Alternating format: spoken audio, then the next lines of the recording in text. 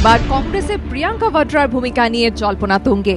আর এবার জল্পনার মূলে কংগ্রেসের একাধিক গুরুত্বপূর্ণ নেতার সঙ্গে সোনিয়া তনয়ার দীর্ঘ বৈঠক। মঙ্গলবার রাহুল গান্ধীর বাসভবনে সোনিয়ার রাজনৈতিক সচিব আহমেদ প্যাটেল, কংগ্রেসের সাধারণ সম্পাদক জনার্দন দ্বিবেদী, মধুসূদন মিস্ত্রি, কেন্দ্রীয় গ্রামোন্নয়ন মন্ত্রী তথা রাহুল ঘনিষ্ঠ জয়রাম রমেশের মতো শীর্ষ নেতা মন্ত্রীদের সঙ্গে বৈঠক করেন প্রিয়াঙ্কা। রাহুল অবশ্য এই বৈঠকে ছিলেন না।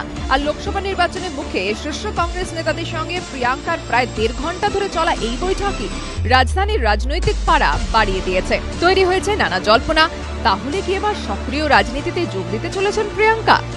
মা এবং দাদার জন্য আমেঠি কিংবা রায়বরেলিতে প্রচারের মধ্যে কি আর আটকে থাকবে না প্রিয়াঙ্কার রাজনৈতিক সক্রিয়তা? নাকি তাঁকেও দেখা যেতে পারে রায়বরেলি কিংবা উত্তরপ্রদেশের অন্য কোনো আসন থেকে ভোটে লড়তে? কারণ ইতিমধ্যেই উত্তরপ্রদেশে কংগ্রেসের অভ্যন্তরেও এমন দাবি উঠেছে। যদিও কংগ্রেস নেতৃত্ব অবশ্যই এসব প্রশ্নের উত্তরে এগিয়ে প্রিয়াঙ্কার বৈঠক ঘিরে রাজনৈতিক জল্পনা বেশি দূর করাতে দিতে রাজি নয়। प्रियंका गांधी एक महत्वपूर्ण राजनीतिक परिवार की सदस्य हैं। समय समय पर वे कार्यकर्ताओं से चर्चा करती रही हैं। अगर उन्होंने किन्हीं विषयों पर पार्टी के कुछ वरिष्ठ लोगों से बात की हो तो इसमें आश्चर्य की क्या बात है, इसमें नई बात क्या है? যদিও সূত্রের খবর এবার রায়বরেলি ও আমেঠির বাইরেও প্রচার করতে পারেন প্রিয়াঙ্কা।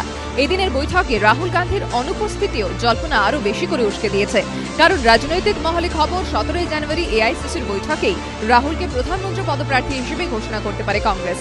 তারই প্রস্তুতি হিসেবে শীর্ষ কংগ্রেস নেতাদের সঙ্গে প্রিয়াঙ্কার এদিনে বৈঠক কিনা তা নিয়েও জল্পনা তৈরি হয়েছে। যদিও বিজেপি কটাক্ষ করে বলছে কংগ্রেস যাই করুক না কেন পরাজয় নিশ্চিত।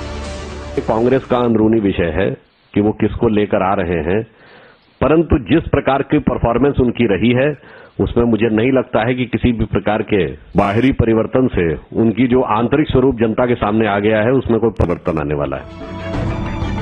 রাজনৈতিক পর্যবেক্ষকদের মতে শেষ পর্যন্ত কংগ্রেসের মিশন 2014-এ তাঁর ভূমিকা কি হয় তা স্থির করবেন সোনিয়া, রাহুল এবং প্রিয়াঙ্কা নিজেই। আর সেই ভূমিকা যাই হোক না কেন এদিনের প্রিয়াঙ্কার বৈঠক কিন্তু একটা ইঙ্গিত দিয়েই দিল কংগ্রেসকে পাল্টানোর রাহুলের মিশন হয়তো সত্যি সত্যি শুরু হয়ে গিয়েছে।